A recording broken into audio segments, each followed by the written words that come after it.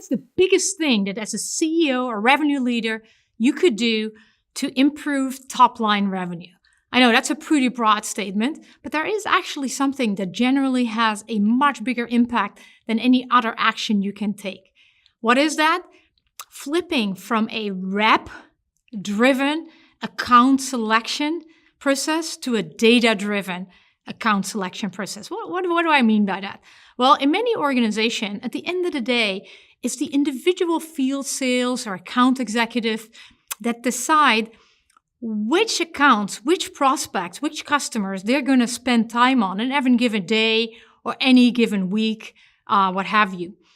But actually, you could use data to determine which accounts are more likely to buy than others.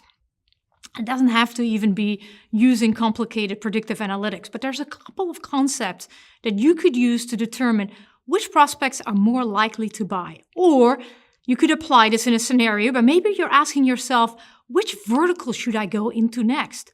Or maybe you're a young company and you haven't found product market fit yet. So you're asking yourself, what customer segment will I most likely find customer product market fit with? It turns out that there is a pretty simple framework that you can use in all these situations to think about likelihood to buy, to think about likely product market fit, to think about that next customer segment where you might be able to sell. Or, if I'm an individual rep, that next customer that I should focus on acquiring this week. So what is this framework? There's really two questions I'm asking myself. What customer is a fit for my solution? And what customer currently has a need for my solution? Now, the two combined, I'm really asking myself, which customer can I help most? Where can I have the biggest impact? At the end of the day, it is about having an impact. If I can have a bigger impact on the customer, they're going to be more likely to buy. Well, kind of. We'll get back to that in a second.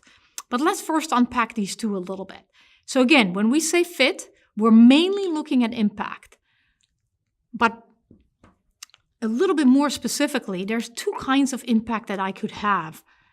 It could be emotional impact, or sometimes I talk about pain, right? I could personally be very frustrated with the way things work. Maybe I'm frustrated with the dunning process, which one of my customers had. That's a process of reminding people to pay their bills. That's not a rational impact, but it's an emotional pain I'm experiencing in my day-to-day work. Another one of my customers, the emotional pain was, I need to go test a whole bunch of sprinklers and drive around in a pickup truck and press a button on each of them.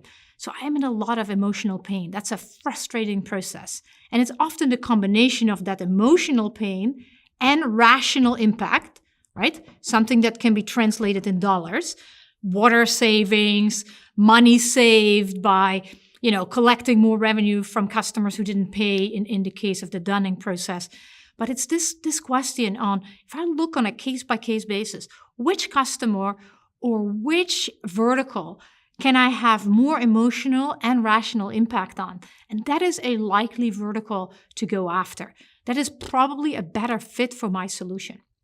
Now, there's a third element to look at, which we call critical event, right? And it's closely related to the previous two. So I may have an emotional pain, I may have an emotional impact, rational impact that I could have, but by which date, right? Is there some sort of compelling critical event that would accelerate the deal, that would prompt me to look at this right now, right? So I was working in log management for a long time. And there was a lot of emotional pain by grabbing manually through logs. But it was only when the payment credit card industry came around and said, if by March 31st, you do not have a commercial solution in place to store and analyze logs, you can no longer process credit cards. Right? So that became the critical event. So there was already a lot of emotional pain, but now there also was rational impact. I could be fined, and there was a critical event with a deadline associated with it. So the industries or customers that have a critical event might be a better fit for your solution than those that don't.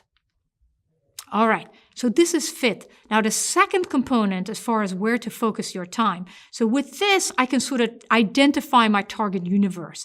It often works well with an account-based strategy as well, right? But it could also be a vertical strategy or again, like a product market fit conversation. The second question I'm going to ask myself is, okay, of everybody who is a fit, who has a need right now? So it could be 100 reasons why right now is not the right time to initiate a sales conversation. Maybe the primary stakeholder is on paternity leave, or maybe they're just in the process of replatforming or whatever the case may be. So to try and figure out from the outside without talking to people, if this might be the right time, what can you do? It turns out that I can observe behavior. I can actually measure engagement between everybody in my target universe and my company or my industry.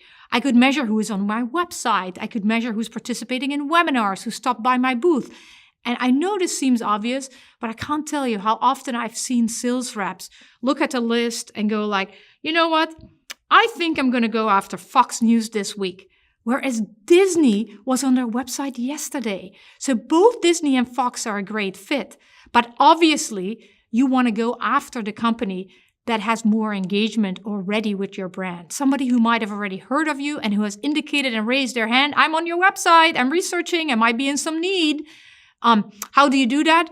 Obviously, we need to make sure that sales and marketing are actually communicating, because marketing often has this information, but not always is it operationalized in a way that's easy for sales to consume, so that any given sales development rep or account executive can prioritize the accounts that are a fit based on behavior.